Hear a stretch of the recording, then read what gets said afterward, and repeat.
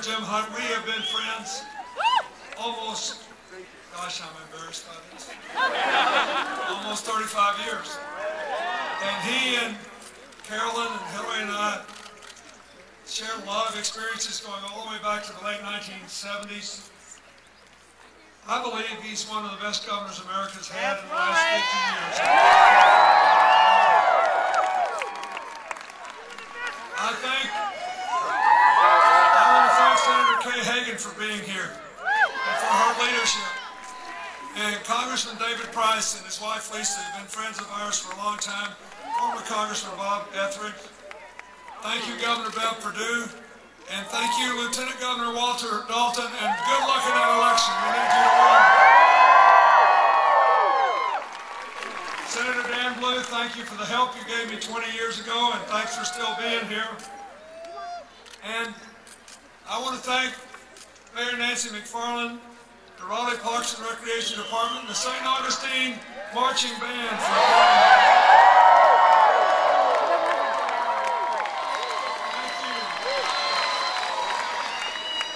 I used to do that, and I can tell you it's harder to do in cold weather than warm weather.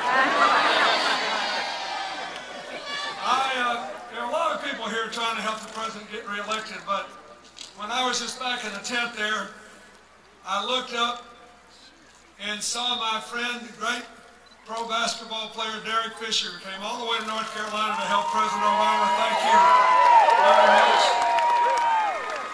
Folks,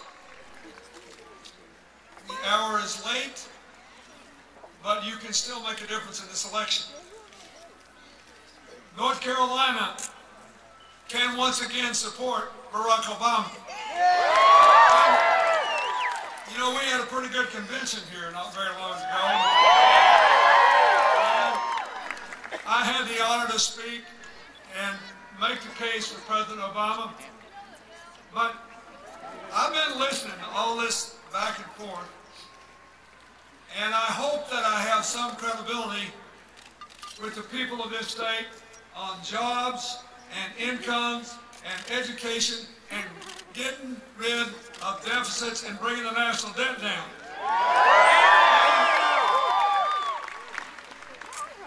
So here's what I want to say to you. There are 5 simple reasons that I am more enthusiastic about President Obama this time than I was last time when I worked hard for him. And why I think it is just as important that he win this election as that he was elected in 2008. Number one,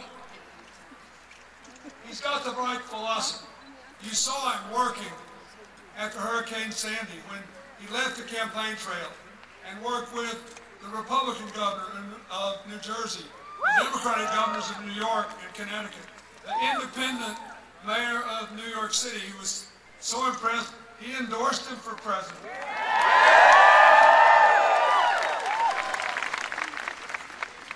You saw it when he tried to make a deal with the Republicans in Congress on the budget and offered them unilaterally, without asking for anything, $1 trillion in spending reductions over the next decade.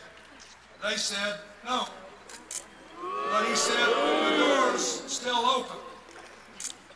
And they'll walk through that door when you re-elect him day after tomorrow.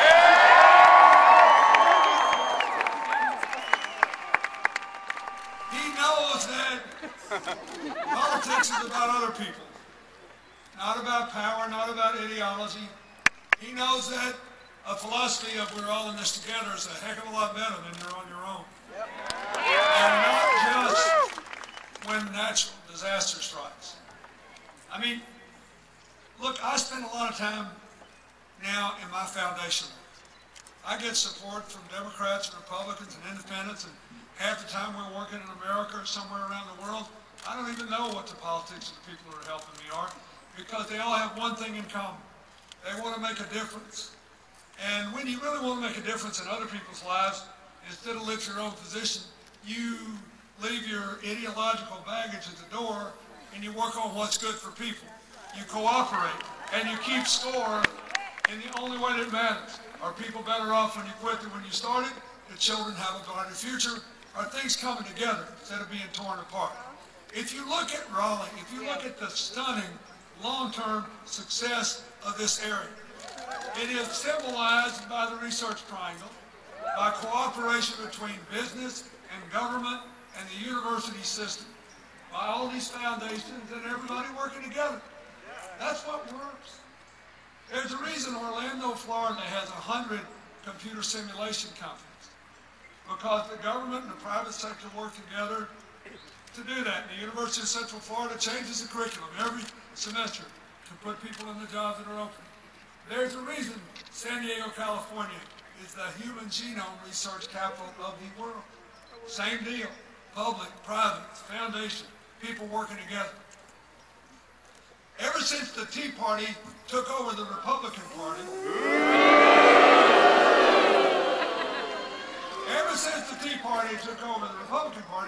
they say it's my way or the highway, we're right all the time. They beat the distinguished Republican senator from Indiana, Richard Lugar, their most important foreign policy spokesperson, because he was attacked by his opponent for cooperating with President Obama on national security. Their nominee actually said, I couldn't make this up, that his happiest day was when he was imposing his opinion on someone else, and he wanted the people to send him to Washington so that he could have more partisanship in Washington, D.C. Now, if you want it, you can have it.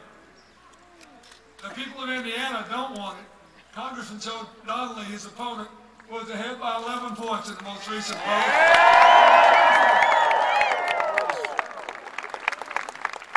But it'll all be for naught if you reward them by not electing President Obama.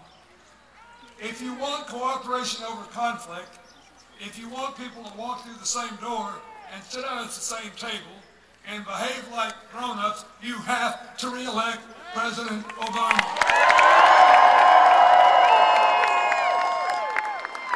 Second reason I'm for him is he's been a good commander-in-chief. He has been a good commander-in-chief. He has ended the war in Iraq. He's bringing the troops home from Afghanistan. He is modernizing the American military. He is fighting terror, and he is vigorously pursuing diplomacy to make a world with more partners and fewer adversaries. And he's got a heck of a Secretary of State.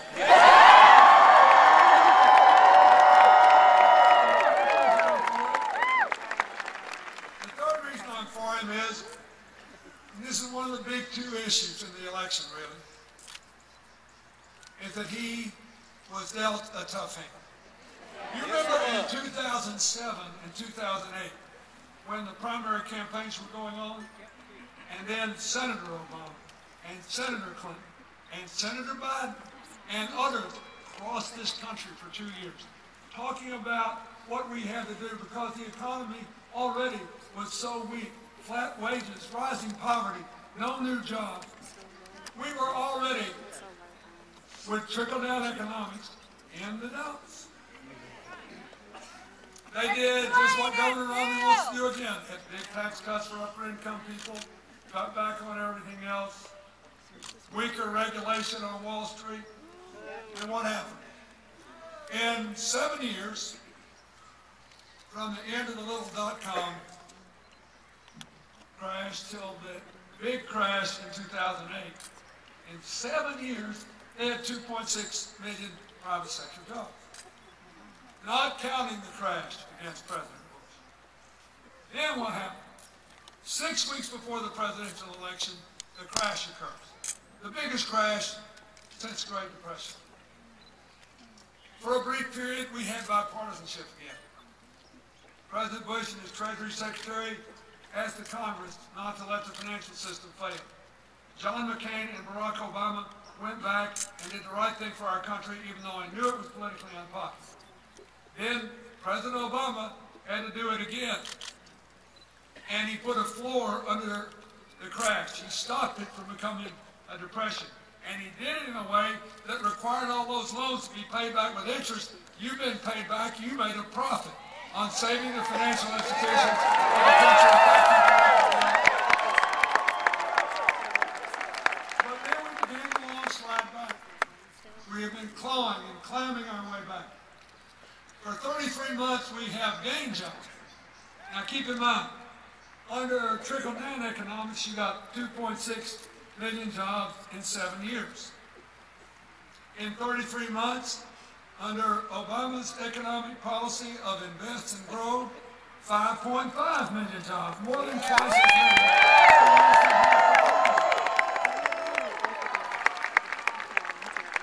So, when Governor Romney says, oh, the economy's terrible, we left him a mess, he didn't fix it fast enough, fire him, put me in. You say, I'm sorry, Governor, but you want to do what we did before, and America's doing better than Europe.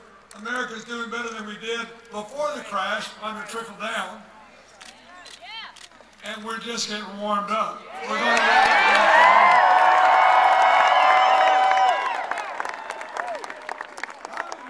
President Obama, because he'd be a better decider-in-chief. That's what George Bush once said. Remember that? George W. Bush once said, the president is the decider-in-chief. And lots of folks made fun of him, but actually he told the truth. That's what the president is. So let's just compare the deciders. Barack Obama decided to sign the Lilly Ledbetter Fair Pay Act.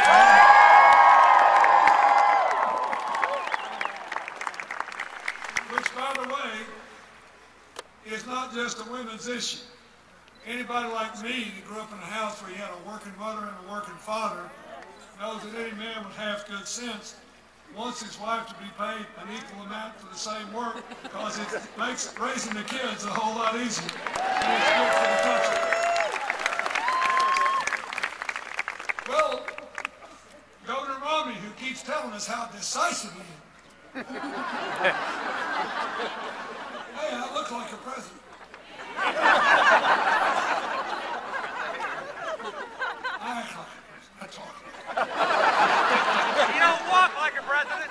So, this law's been on the books for 2 years, right? We all know what it does. And in the second debate, they said, well, Governor, would you have signed the bill?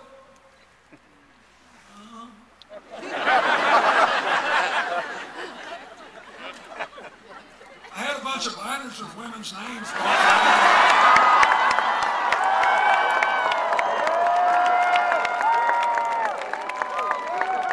me tell you something, folks.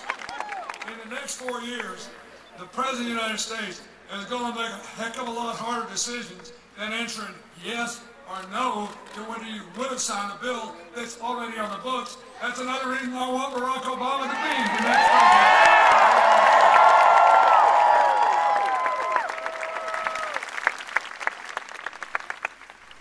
President Obama decided to save the American automobile industry. And he didn't bail them out. He made labor give up some concessions and management give up some concessions. We put in some money. Our loans have been paid back. The bankruptcy judge said there was no way to avoid liquidating General Motors and Chrysler if the government wasn't part of the deal. What happened? We saved 1 million jobs. This is a big deal in the South. All the German and Japanese companies that make cars in the United States, they all supported this bailout, even though they didn't get a penny. Why? Because they know we're all in this together. It works better than you're on your own. They knew if General Motors stopped buying auto parts, the auto parts suppliers would shut down and they would be toast. So they were all for it. So what happened? First, we saved 1 million jobs, and there are today 250,000 more people making cars than they were the day Barack Obama became president.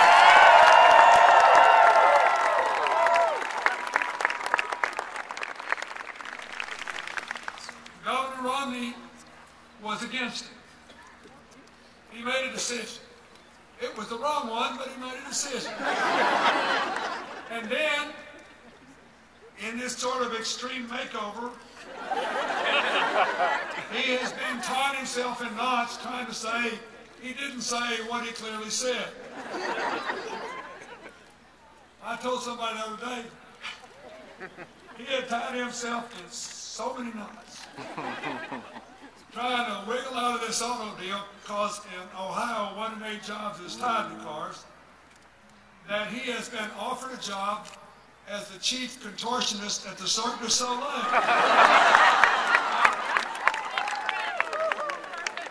So, that didn't work. So what did he do? He said that the president was going to allow Jeep to move jobs from Ohio to China. That kind of Fire! Fire! The government of Ohio opened that Jeep plant in my second term as president. And I know that they just said in Toledo they're going to spend $500 million more there, hire more people, and produce new lines. And they're expanding up in Michigan. Why should you care? You should care whether your president's telling you the truth.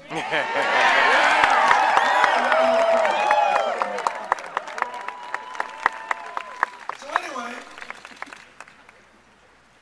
Jeep said, Governor, it's not true. We're not cutting back in America. We used to have a plant in China. We're going to reopen there.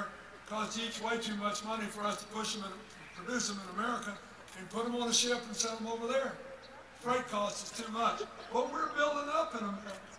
We're not moving jobs anywhere. Then Chrysler, which owns Jeep, said that. They kept on saying it.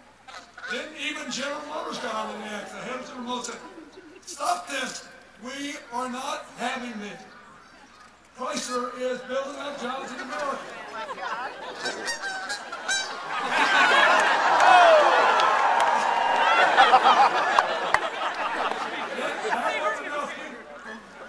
So then, Jeep belongs to Chrysler, and Fiat, an Italian company, has a dominant position in Jeep. So, I can't make this up. So then the Romney campaign says, the president is working with the Italians to move jobs to China. Sounds like a pilot for a new television series. An international conspiracy.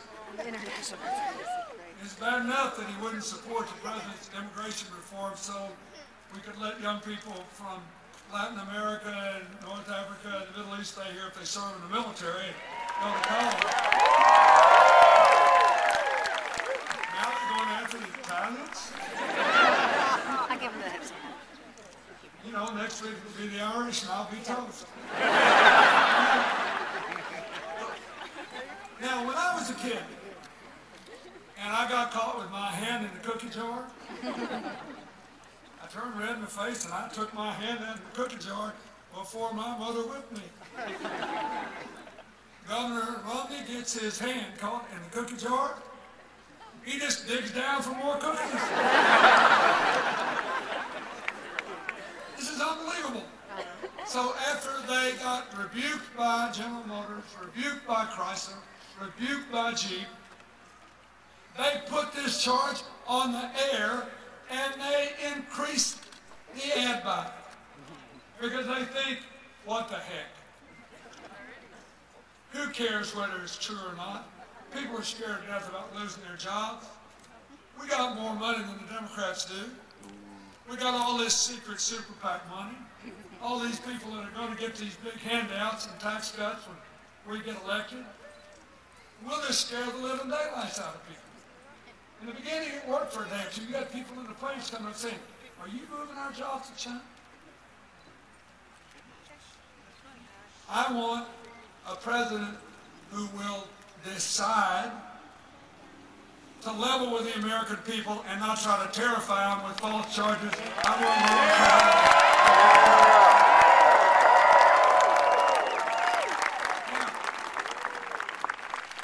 want the fifth reason I'm for him is, by far the most important reason, his plans for the future are better.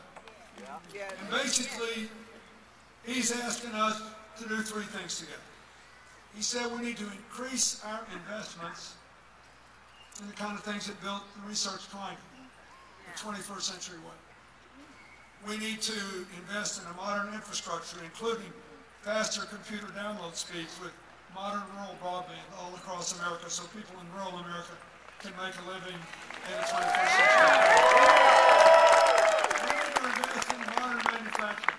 We need to invest in clean energy.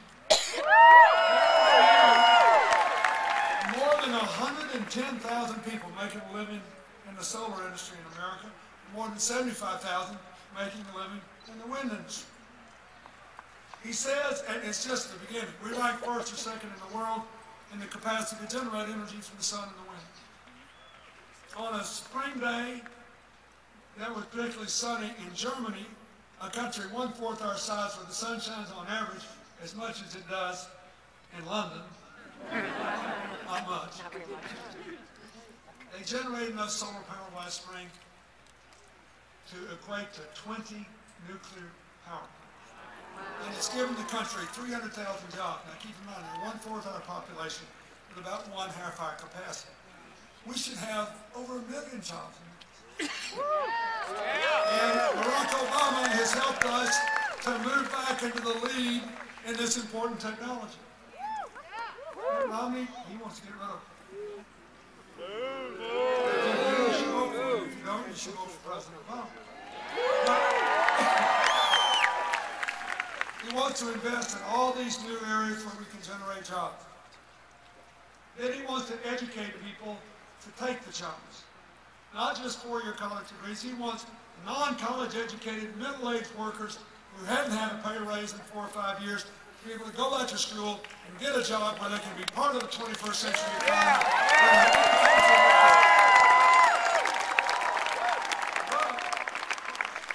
The college graduate thing is really important. Jim Hunt talked about this a little bit, but I'll just give you one example. Every year there are 120,000 openings in the United States, 120,000 for computer science graduates. The whole university system in the whole country only graduates 40,000. We are leaving 80,000 jobs on the table. So the president wants to invest in research and development capacity at these schools so we can have more centers of excellence like the Research Triangle. And he wants to deal with the most troubling education fact of all. We still rank near the top of the world in the percentage of our young people who go to college, but we dropped to 15th in the percentage of our young people with college degrees. And we all know why, don't we? I mean, it got more expensive, the economy got weak, people got scared of borrowing more money, they were afraid they could never pay it back. The student loan reform that President Obama signed that becomes fully effective next year is the single most important piece of reform legislation that nobody in America seems to know about, and it's a big issue in this election.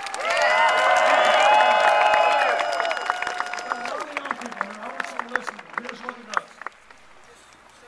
The old student loan system spends lots of money paying fees to banks to make their loans and then guaranteeing the loans. Under the new system, the government sets aside a loan reserve. North Carolina State, University of North Carolina, Wake Forest, any school here, they say, here are the students eligible for our loan program. They get the money at a lower interest rate. But far more important, for the first time, beginning next year, if you re-elect the president, every single college student in the country with a federal student loan will have the option to repay that loan as a low fixed percentage of income for up to 20 years.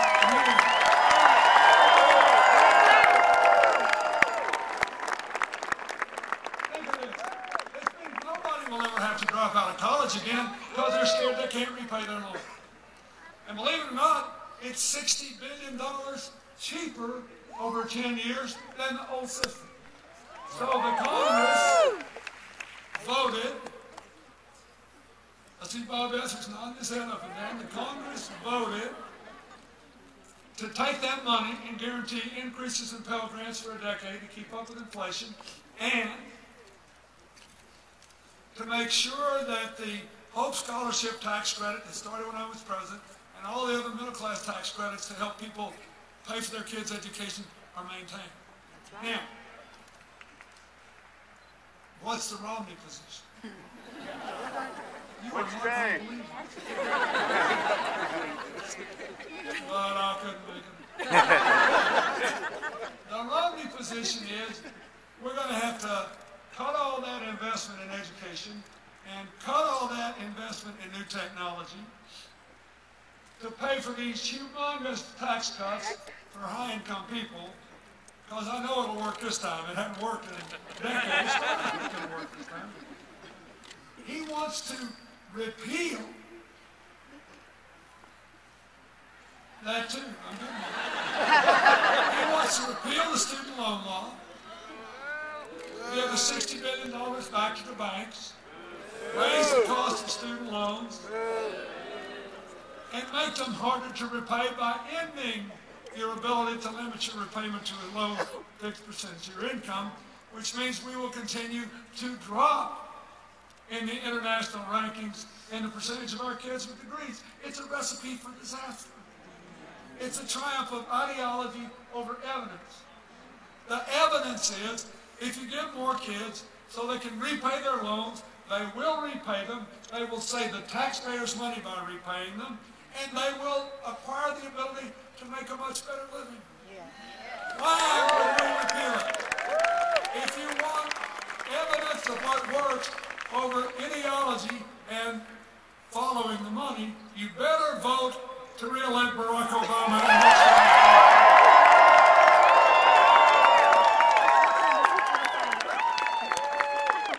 Finally, I'm for President Obama because he has a plan to reduce the debt. I think the two biggest issues that are even making this election close are too many people believing that we could have healed all the damage from the financial crash in 4 years. Governor Romney says that, but it's not true.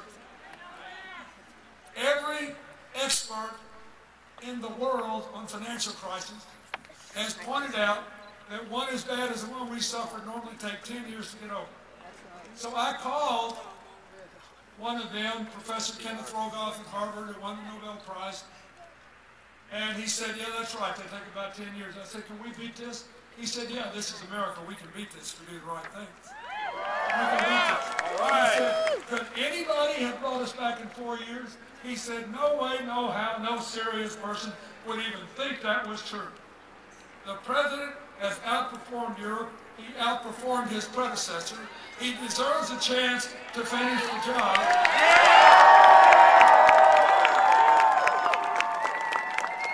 He deserves a chance to pay for the debt. Now, the Republicans say this debt is a big problem. They had a debt clock at their convention. Remember that? Governor Romney attacks the president every time he opens his mouth about the debt. But he often forgets to tell you things. He forgets to tell you that until the Republicans trickled down to America 30 years ago, in the history of this country, we never ran large, permanent, structural deficits in peacetime. Trickle down did that to us. This idea that the government would mess up a two-car parade, that there was no such thing as a bad tax cut, especially for us. We quadrupled the debt before I took office, in 12 years before I took office. Then I gave you 4 years of declining deficits and 4 surplus budgets.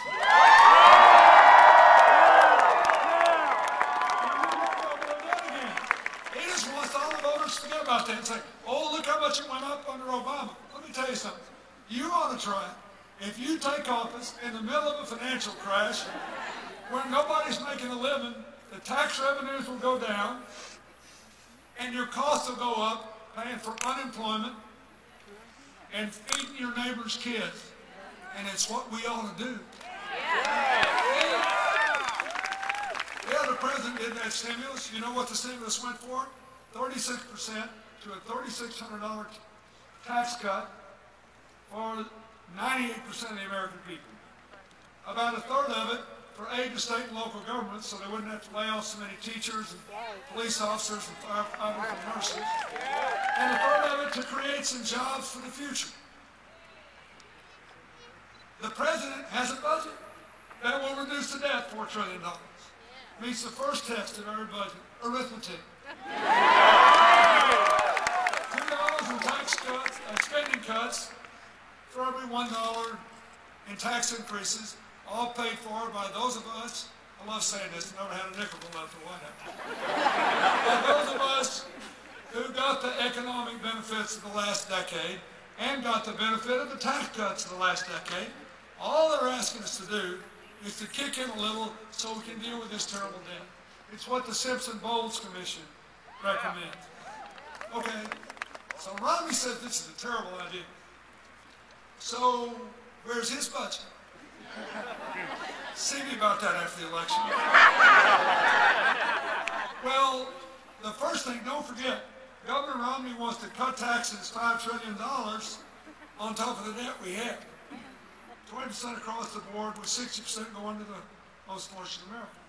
Then he wants to spend almost $3 trillion over the next decade, over and above the spending the president's recommended. He has the gall to attack the president as a big spender. He recommends cutting education, cutting investment in all these areas, and then still proposes to spend $3 trillion, nearly more than President Obama did, including the $110 billion he'll spend by repealing health care, which is a terrible mistake and will hurt our economy. And vote to re-elect Obama.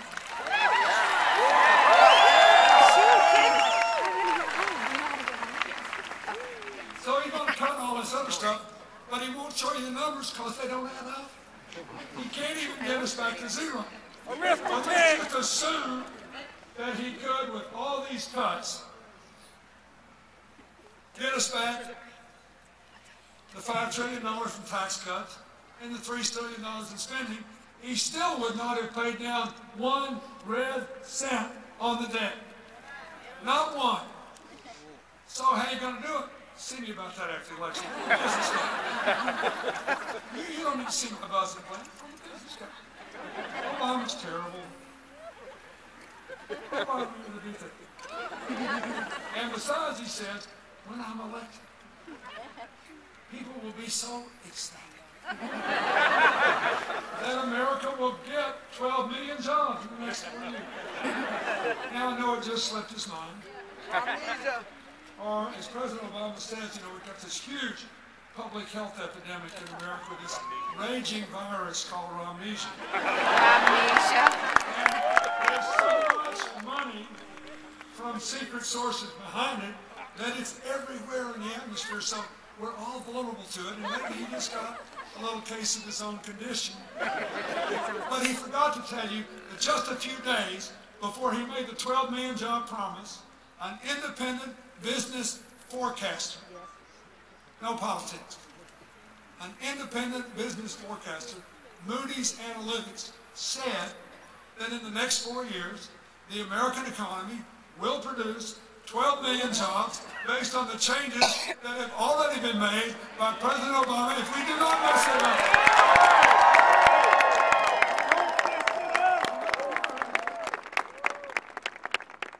See me after the election about your budget. See me after the election about how I'm going to pay for these tax cuts. Don't bother me with the details. We left him a mess. He didn't fix it all. Throw him out. Put us in so I can get credit for what he did. At the heart and soul, that is their campaign. And they are preying on the anxieties and the fears and the worries of ordinary people instead of lifting their hope and putting their vision in the future. Instead of talking about the president's plan to double car mileage and cut your gas bill in half and reduce the threat of global warming, they want to repeal that and have us use more oil instead of exporting. Instead of talking about how we can build a modern manufacturing country, they're talking about taking cheap jobs to China in a way they know is blatantly false. You got to vote your hopes instead of your fears, North Carolina. I want you to wake up on election night and think about the research findings.